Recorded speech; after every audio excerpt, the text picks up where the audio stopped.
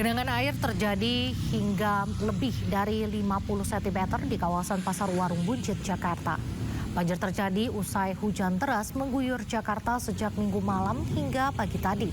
Selain itu, banjir juga menyebabkan Jalan Kemang Utara lumpuh.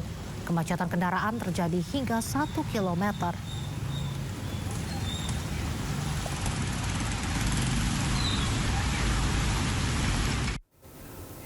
Pemirsa, banjir juga menggenangi Jalan Raya Cilincing, tepatnya di Kramat Raya, Jakarta Utara pada pagi ini.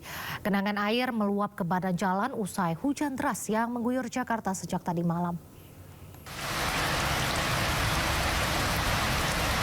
Berdasarkan video amatir warga, hingga pukul 8 tadi, genangan air masih cukup tinggi, mengakibatkan kendaraan yang melintas harus memperlambat laju mereka. Akibatnya sejumlah motor mogok dan harus didorong. Kemacetan panjang pun tak terhindarkan, terutama bagi pekerja yang berangkat kerja di hari Senin.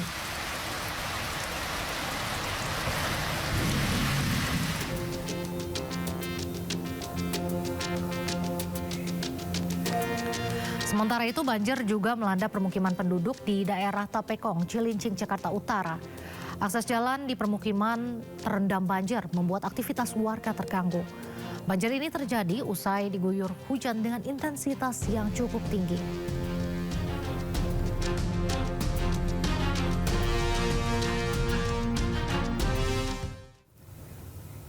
Pemirsa, beberapa wilayah Jabodetabek diguyur hujan lebat sejak Senin pagi bahkan dari tadi malam.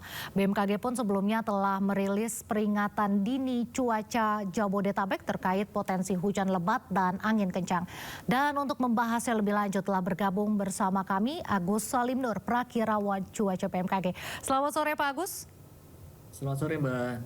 Ya Pak Agus, BMKG kan sebelumnya telah mengeluarkan peringatan dini cuaca di Jabodetabek ya untuk beberapa hari ke depan. Ini bisa dijelaskan kembali detailnya seperti apa dan apa faktor yang mendominasi kondisi ini terjadi Pak?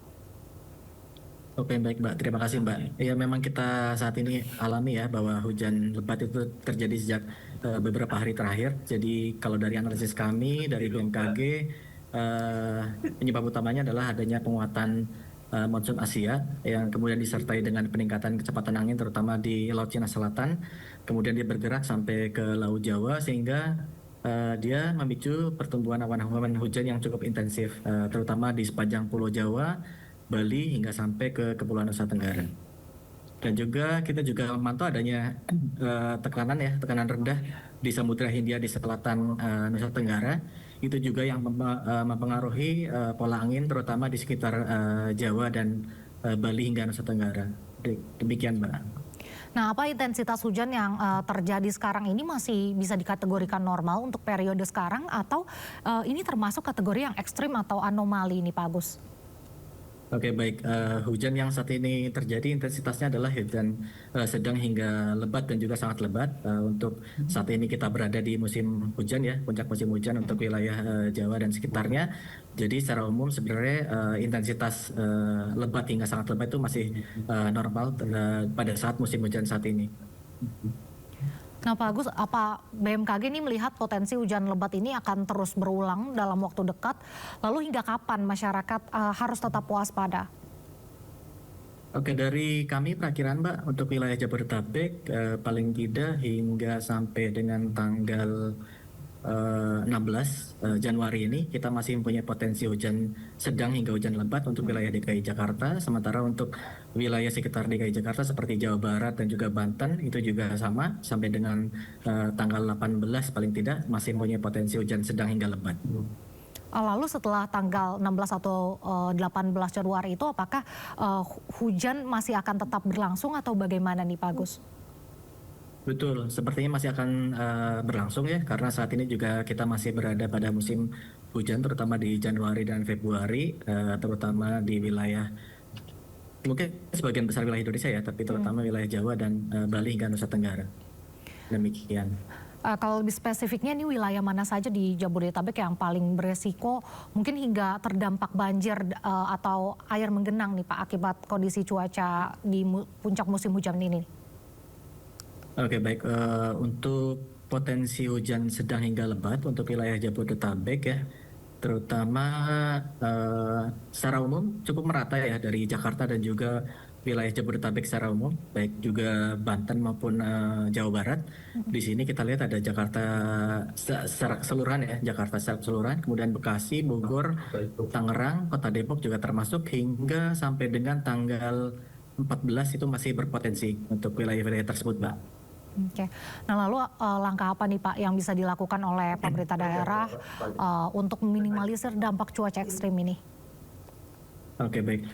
Yang utama adalah tentu mengupdate apa yang kita lakukan ya, terutama update cuaca, peringatan dini yang kita buat juga perlu diupdate oleh pemerintah daerah maupun masyarakat, dan kemudian tentu pemerintah daerah harus melakukan follow up gitu, terutama untuk bagaimana kondisi lingkungan yang ada di daerahnya masing-masing, karena bagaimanapun banjir itu tidak hanya dari faktor hujan tapi juga dari lingkungan sekitarnya, Mbak.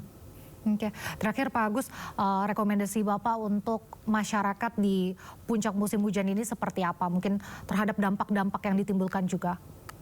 Oke, baik.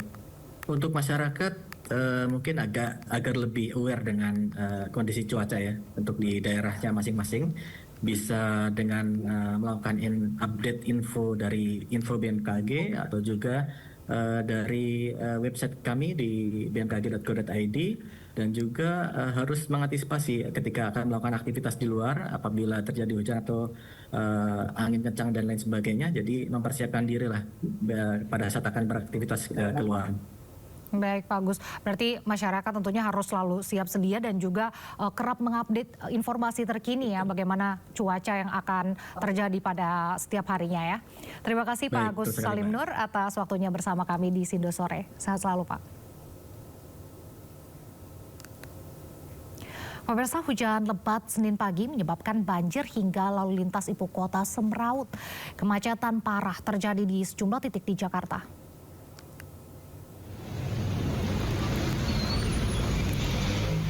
Salah satu titik kemacetan terjadi di kawasan Cempaka Putih. Kendaraan dari arah Senen menuju Pulau Gadung lumpuh total di persimpangan Cempaka. Kendaraan terhenti akibat badan jalan terendam banjir hingga sulit dilalui oleh kendaraan. Akibatnya macet dan juga antrian panjang tak terhindarkan. Pengendara pun terjebak macet selama 1 jam lebih.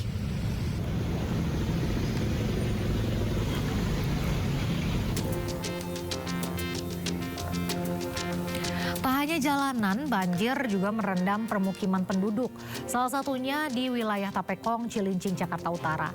Akses jalan di permukiman pun terendam banjir, membuat aktivitas warga terganggu. Banjir ini terjadi usai diguyur hujan dengan intensitas yang cukup tinggi.